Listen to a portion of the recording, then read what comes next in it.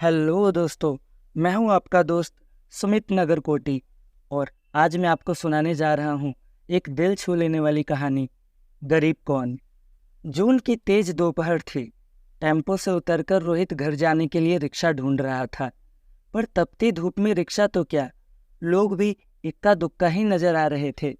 सहसा एक रिक्शा आते दिखा तो रोहित तेजी से वहां गया और पूछा, मोहन नगर चलोगे क्या? उसने कहा, चलेंगे क्यों नहीं, 20 रुपये पड़ेंगे। रोहित ने कहा, ज़्यादा मांग रहे हो, 15 नहीं लोगे?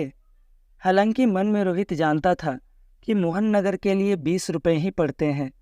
उसने कहा, गलत नहीं मांग रहा भैया, अपने हक से ज़्यादा नहीं लेता, कोई ज़बरदस्ती नहीं है। चलना हो तो चलिए, नहीं तो नहीं, लेकिन 20 से कम में नहीं चलूँगा। उसके एटीट्यूड पर रोहित को गुस्सा तो बहुत आया।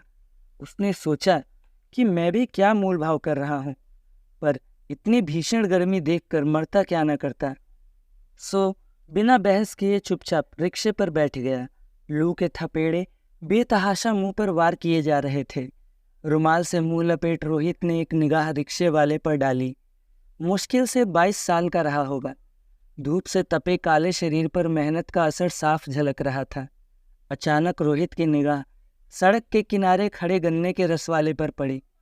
गला प्यास से सूखने लगा था तो रिक्शे वाले से कहकर रोहित ने रिक्शा रुकवा लिया। उसने अपने लिए बड़ा गिलास रस निकालने के लिए कह दिया था।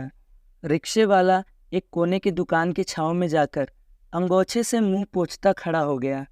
उसकी शक्ल पर गर्मी से उपजी व्याकुलता साफ नजर आ रही थी। रोहित को जाने क्यों उस पर तरस आ गया। रोहित ने कहा, सुनो, आकर तुम भी रस पी लो। उसने जवाब दिया, नहीं भैया, तुम ही पियो। हम लोग गाढ़े पसीने की कमाई पल पल ऐसे खर्च करने लगेंगे तो हो चुका हमारा काम। रोहित ने आग्रह करते हुए कहा, अरे पी लो, पैसा मैं दे दूंगा। भयानक गर्मी है। पता नहीं कैसे उसके मुंह से निकल गया। रिक्शे वाले ने पल भर सोचा, फिर आकर ठेले के पास खड़ा हो गया। रस पी के रिक्शे की यात्रा फिर चालू हो गई। ऐसा लग रहा था मानो मीलों लंबा सफर हो। घर आ गया था। रोहित ने 20 रुपये निकालकर रिक्शे वाले की ओर बढ़ा दिए। नहीं भैया, इतना नहीं चाहिए। उसकी बात सुनकर रोहित का पारा चढ़ गया। बड़े बदतमीजों, एक तो किराया कम नहीं किया, फिर भी मैंने दया करके इतनी गर्मी में अपने जैसा ही इंसान समझकर गन्ने का रस पिलाया।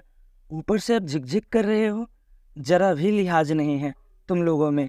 इसीलिए तो भगवान ने भी तुम लोगों को गरीब ही बनाया है। रोहित की बात सुनकर पल भर तो वो उसका मुंह ताकता रहा, फिर अंगोछे से पसीना पोंछता हुआ बोला, आप मेरी बात नहीं समझ रहे हैं। मैं कह रहा हूँ 20 रुपये नहीं चाहिए। इसमें से गन्ने के रस का पैसा काटकर बचा हुआ पैसा दीजिए। मैं अपने हक का पैसा लेता हूँ, भीख का नहीं। अब अचानक रोहित अपने को गरीब महसूस करने लगा था। तो दोस्तों, ये कहानी हमें यही सिखाती है कि अगर किसी गरीब की मदद करो तो उसको एहसान कभी मत जताओ।